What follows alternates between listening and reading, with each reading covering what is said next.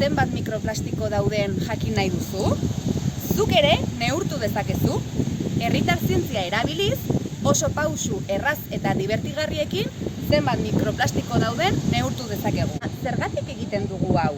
Mikroplastikoak inbasio bat direlako. Zer dira mikroplastikoak? 5 milimetro baino gutxiagoko tamaina duten plastikozko pieza txikiak. Plastiko handi horiek txikitu direnean sortu direnak. Leku batzuetan mikroplastiko gehiago daude plankton baino.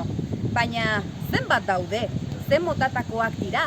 Hori jakitea garrantzitsua da arazoa ezagutzea, gero konponbideak ere bilatzeko.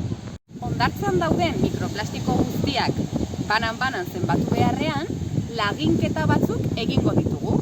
Hondartzako 3 eremu ezberdin aukeratuz, lehenengoa itsaskora iritsi den marka, bigarrena hondartza erdian eta hirugarrena hondartzaren goikaldean. Metro karratu bateko hondarra aztertuko dugu.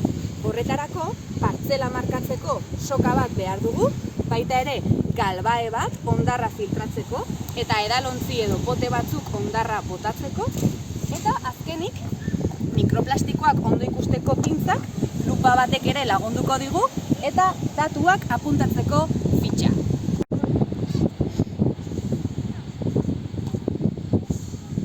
Noizean behin, galbaea astintzen joan gaitezke. Behin partzela guztiko hondarra filtratu dugula, bandeja honetan utzi ditugu aurkitu ditugun zigarrokinak, mikroplastikoak eta beste guztiak.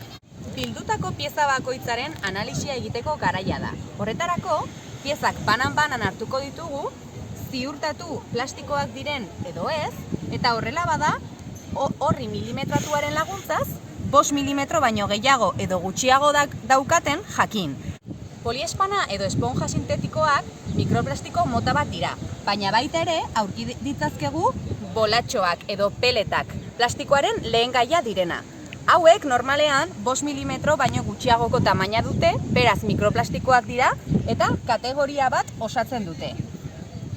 Baita ere aurki ditzazkegu plastiko zati gogorrak, hau bezala, urdin hau bezala, edo biguinak. Esponja sintetikoak, bolatxoak, plastiko zati biguinak eta gogorretaz aparte, baita ere ariak eta zuntzak aurki ditzazkegu. Soka zatienak edo gure arropa sintetikoarenak izan daitezkeenak. 3 eremu ezberdinen partzelen analisia jada egin dugu. Lehenengo partzelan 6 mikroplastiko aurkitu ditugu. Bigarrenean 3 hondartza erdikoaldeko partzelan eta azkenean hemen paretaren kontra 14 mikroplastiko zati aurkitu ditugu.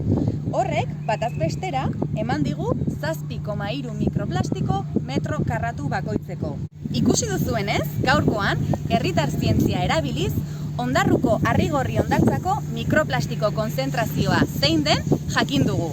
Neurketa hau, urtaro ezberdinetako hilabeteetan errepikatu beharko genuke, emaitza errealagoa izateko. Ezagutuz maitatu eta maitatuz babestu.